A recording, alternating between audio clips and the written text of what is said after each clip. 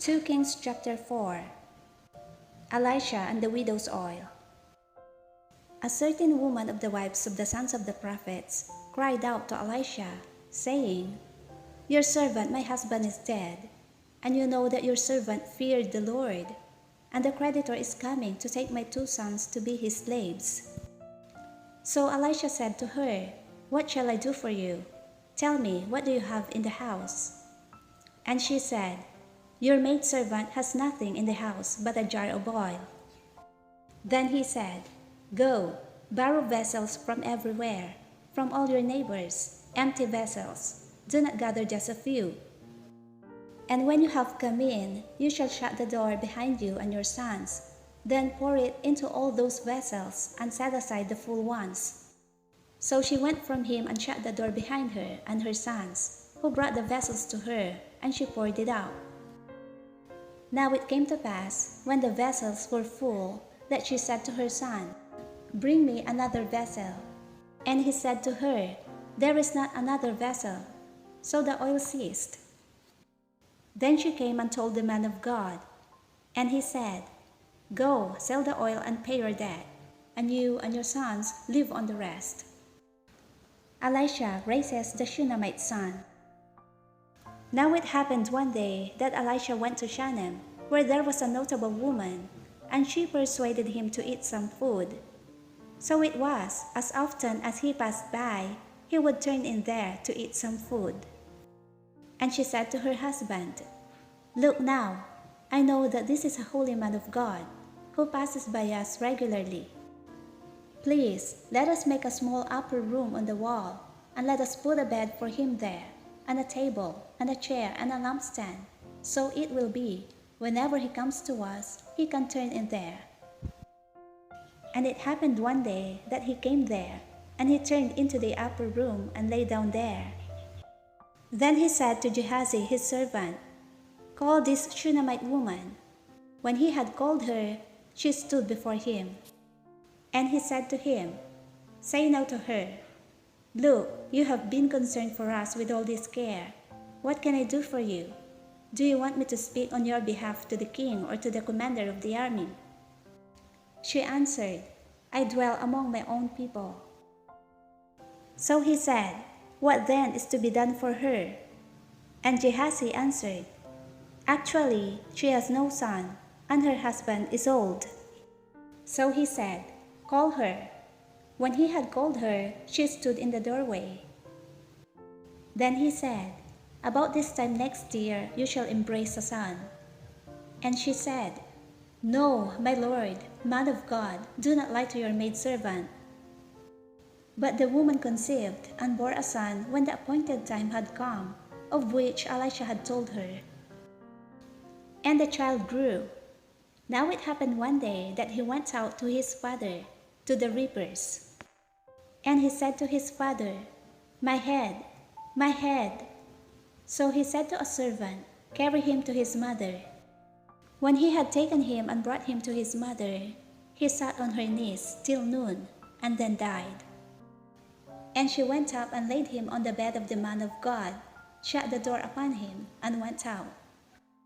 Then she called to her husband and said, "Please send me one of the young men and one of the donkeys, that I may run to the man of God and come back."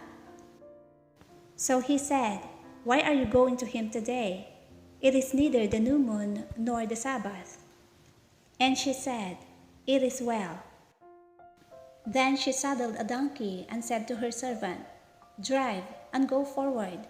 Do not slacken the pace for me unless I tell you." And so she departed and went to the man of God at Mount Carmel. So it was, when the man of God saw her afar off, that he said to his servant Gehazi, "Look, the Shunammite woman. Please run now to meet her, and say to her, 'Is it well with you? Is it well with your husband? Is it well with the child?'" And she answered, "It is well." Now, when she came to the man of God at the hill, she caught him by the feet. But Gehazi came near to push her away. But the man of God said, "Let her alone, for her soul is in deep distress, and the Lord has hidden it from me and has not told me." So she said, "Did I ask a son of my Lord?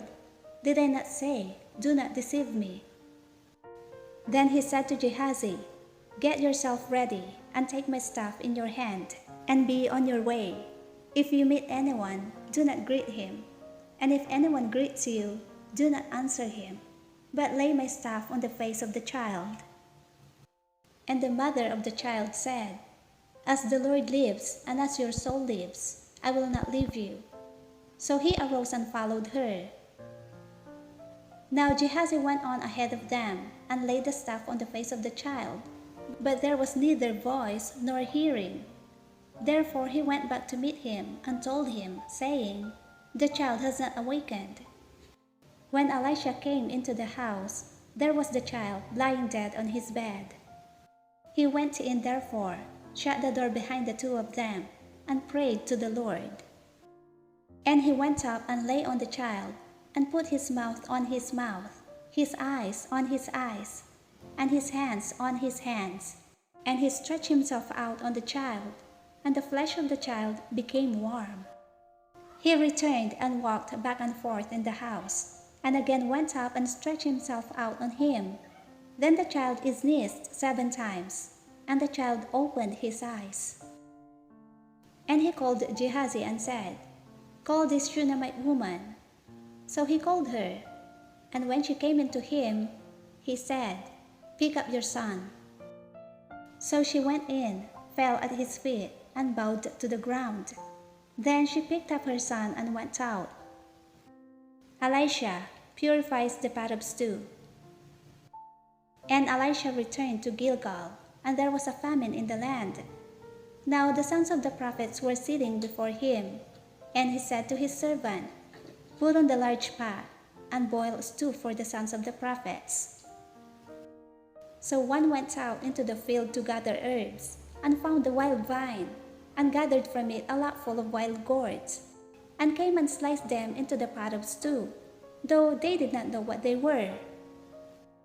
Then they served it to the men to eat.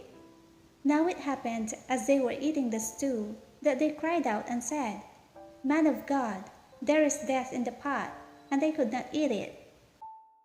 So he said, "Then bring some flour." And he put it into the pot, and said, "Serve it to the people, that they may eat." And there was nothing harmful in the pot. Elisha feeds 100 men. Then a man came from Baal-shalisha, and brought the man of God bread of the first fruits, 20 loaves of barley bread, and newly ripened grain in his knapsack. And he said, "Give it to the people, that they may eat." But his servant said, "What? Shall I set this before 100 men? He said again, "Give it to the people, that they may eat. For thus says the Lord, they shall eat and have some left over." So he set it before them, and they ate and had some left over, according to the word of the Lord.